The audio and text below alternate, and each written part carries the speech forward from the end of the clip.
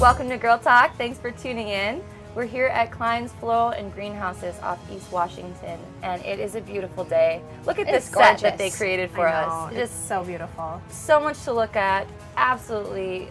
We could be anywhere Huge. in Right. this area. Yeah, it's just absolutely stunning. I was walking around earlier snapping photos, and I had to force myself to stop because there's just so many photo opportunities. It's ridiculous. It's You'll fill up your beautiful. phone. I do. All your memory will be gone. I almost feel like Alice in Wonderland here because Yeah. there's just everything, every kind that you can imagine, and they're so beautiful, and it takes you to a different place. Do you love remember the the photo. movie? Sorry, Secret Garden. That's Yes. what it makes me feel like. We're Yeah. just walking around yeah. and like you never quite know where you're gonna go. I didn't see the movie. I read the book when I was little, but I do remember that sort of feeling of, like mystery. And I love it. I was going to say, I love that photo of the two of you peeking out from the bushes. Right. One of the times we were here was so cute. But that's what it's like. It's like discovering all these things. You're like a kid, you know, discovering all these beautiful scenes. Absolutely. So Sue's going to teach us a little bit about when to cut plants. I mean, 'tis the season when they're coming out of your garden and into your kitchens and Yes. on your dining room table. And what to plant so that you can do that and have Right. some really beautiful floral arrangements. Can never I have like too the many idea flowers. of that. Right, exactly. It's nice. Exactly. And then also, she might be talking about containers as well. I hope she does, because that's what I need. Like in front of my shop, I have these two huge, buckets, and they need flowers. Now, I'm just putting birdseed in them. So, at least they're being used for something. Somebody's using them. I like your creativity and your honesty. Yes. We award points. You may be attacked by a flock of birds upon entry. My brother comes over, he's like, Elise, you really need some plants in here. Less birdseed, more plants. I'm like, you're right, Jay, probably. Okay. Well, you're in good hands here at Klein's. Absolutely. So true. Moving on, we also have some Madison local sports for you Yes. to feast upon. Football.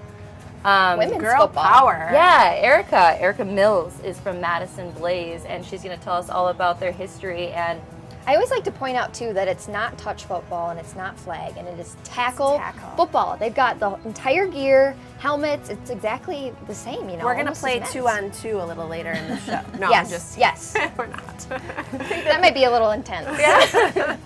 Kick off the heels. Yep, See how yep. it goes. No. I think I wore my boots today. You're ready. Elise is going to kill She's us. ready to go. And then we also have some, you say it.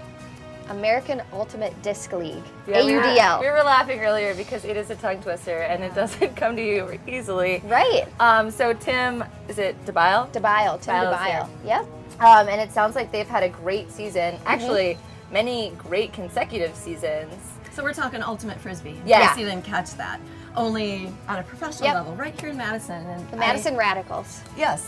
I didn't even know we had a professional team, and they're really good. And it's really cool too because the championship weekend, where it brings people from all around the world, the best players, is going to be actually here in Madison in August. So it's a really big deal. At Breeze Stevens Field, which Yeah. is an awesome Where place. is that? What is that? East Wash? East Wash. The Ave.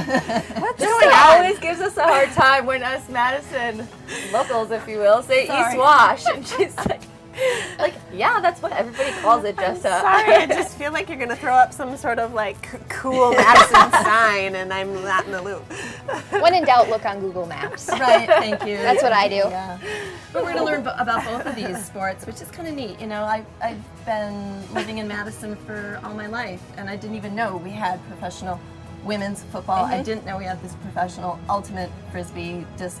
When I attended Madison, I would see the guys on top of Bascom Hill, and I thought that was pretty professional, but apparently it gets better. So stay tuned. We've got Tim coming up next, right here on Girl Talk.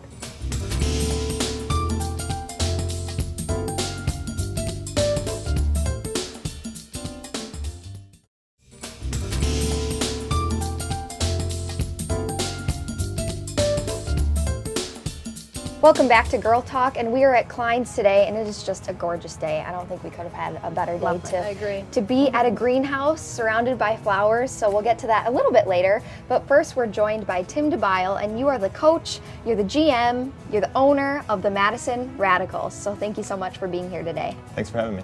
And for those who are not familiar, the Madison Radicals are in the American Ultimate Disc League. I got that right. Good job. Thank you. Round of applause. It's a little bit of a tongue twister, but it's a really fun sport, and you guys actually just clinched your 3rd regular season championship in a row. So how does that feel? It feels great.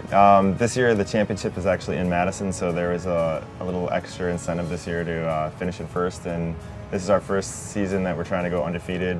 We had 3 losses 2 years ago and 2 last year, and so right now being 12-0 is really nice with a couple games left. Only getting better. Good for you. Awesome. Yeah, exciting things for you.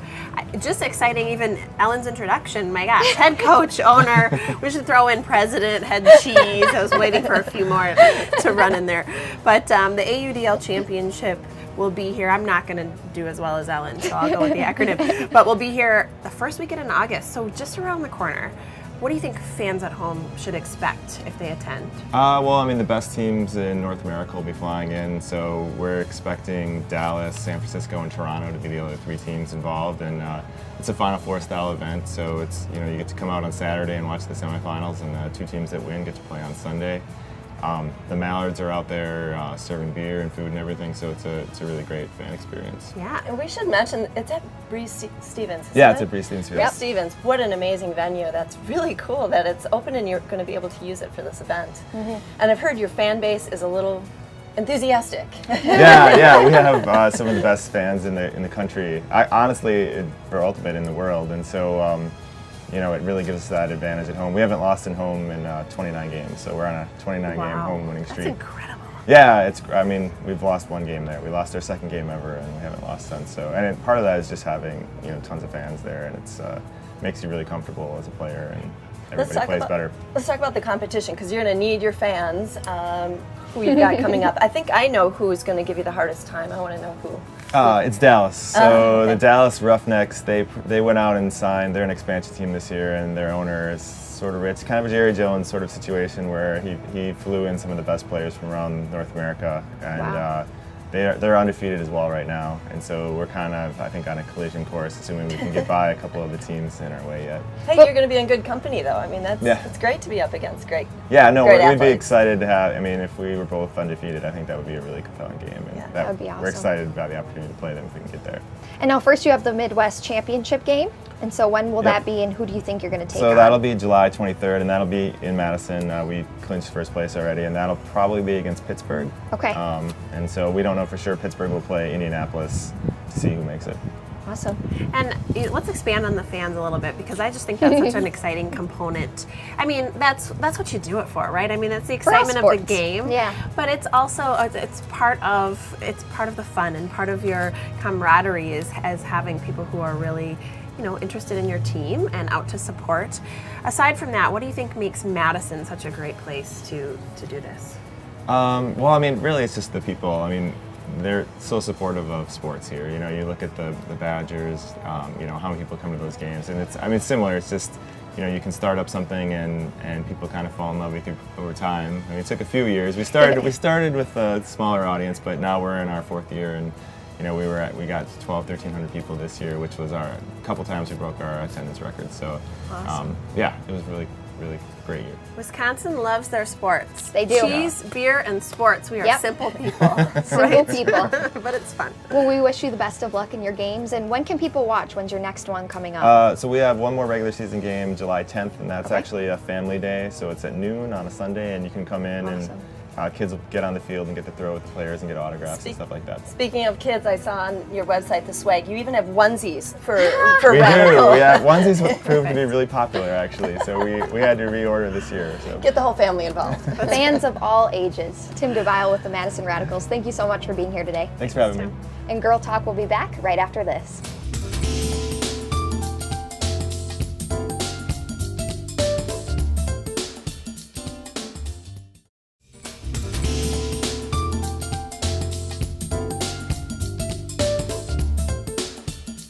Welcome back to Girl Talk, and we are here today at Klein's Floral and Greenhouses. It is just luscious. I feel like that's the word we need to use. Luscious. Look at you, Ellen. With all I like this it. greenery. So we will get to that a little bit later. But first, we're joined by Erica Mills, and you are the fundraising coordinator and also a player for the Madison Blaze, which, if you don't know, it is a women's football team, and this isn't touch football. This isn't some other types of football, flag football, for instance. This is full-on football. So Right I'm here really in Madison. 100% Yeah. contact, 100% all out, all the time. awesome. And so how long has the Madison Blaze been around? Well, the Blaze have been the Blaze for about 3 years, but women's football has actually been in Madison for the last 11 years. Okay. The team's just taken on a couple of different names as we learn and grow and league differences come about. So, but we're really happy with how the Blaze are progressing. We've had a lot of success here in the last couple of years, so I expect that we'll stay the Blaze for a while. Awesome. Right. So, wow, I didn't realize that women's football had been around for 11 years. Progressive Madison, go Yep. us. Yeah. It's Yep. so exciting. So let's talk. Ellen already mentioned that I it's just get real so excited football. about it I because know. it's awesome. It is exciting. It's like woman power with Yes. football and full contact and all this stuff. I love it. So what is the difference between women's football and men's football? Is there one? Well, okay, so I think a lot of people are familiar. This is a big football town. So the NFL, we've got the Packers here, and then we have UW Wisconsin, which I actually attended. And football is just a huge culture. But as far as women's football goes, it's really not that different. We do have like a couple of rules, some that are borrowed from the NFL and some that are borrowed from college. But as far as like women's specific rules and regulations, it's not really a thing. We like to be true to the sport and the nature of the gameplay, and so people want to see exciting football, and we're happy to give it to them. I like that a lot. Now, Eric, you and I were talking before cameras were rolling, and football's been part of your life just since you were a little Yeah. tyke, and you were excited to learn about this team, and you tried out last fall. So what's it been like being a rookie with the Blaze? It has been a learning experience. I thought coming into it, because I had all of that background in football and I've always been just the hugest fan, I thought that I had a pretty good basis for my knowledge of football. I thought coming in that I was kind of a hot shot. I thought I knew what was going on. But it's been a learning experience, and I have just so much respect now for players of the game, for referees even. I used to be one of those people who'd shout at the television. And, I mean, I still do that, but I'm a little bit more understanding of it now, because when somebody drops a pass, you don't realize, oh my God, that ball is coming at them so Right, fast, sure. So I'm much more tempered and understanding about it. And I was thrilled to find out about women's football. It's been amazing. Awesome. It gets me out of bed in the morning. It really adds like a extra spice to my life now. Great way to get that fitness element in your life. Absolutely. Sport. My Oh, yeah. gosh. Yeah. In a big way. Yeah. And kind of going off of that, obviously with your family history and everything, but what made you want to take that step to try out and play football? I just was at a point in my life, when I was growing up, my family all played and everything, so I was always sort of on the sidelines. I was really excited about the game, but I never got to really partake in it the way that I wanted to.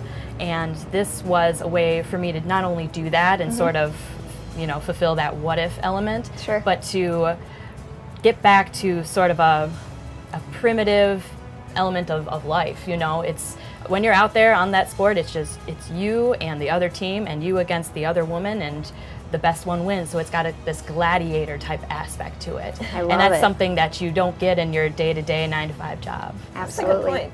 And I know we're running out of time today, but when is your next game coming up, or where can people learn more? So we're in the playoffs now. Our playoff game is going to be on July 9th, held in Durham, North Carolina. Fans might be able to tune in online. I believe some of the playoff coverage will be streaming live. And otherwise, you can definitely follow us up in the weeks coming afterwards, and we'll be talking more about that and let you know how it goes. Awesome. This is Erica Mills again with the Madison Blaze. We wish you the best of luck. Thanks. Go Blaze. She doesn't need luck. She's got confidence. She She's does. got I love experience. it. I love it. It is awesome. So thank you so much for being here today. Thanks for having me. Girl Talk will be back right after this.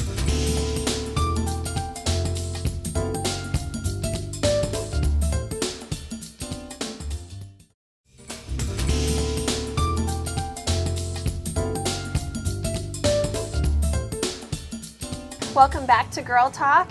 case you're just tuning in, we have been here at Klein's Floral and Greenhouses, and just so stunningly beautiful. Oh my gosh. I hate to play favorites, but I do love it when we film here. Sue, thank you so much for having us here. Thank you. Yeah, how could you not? It is absolutely gorgeous. It is really stunning.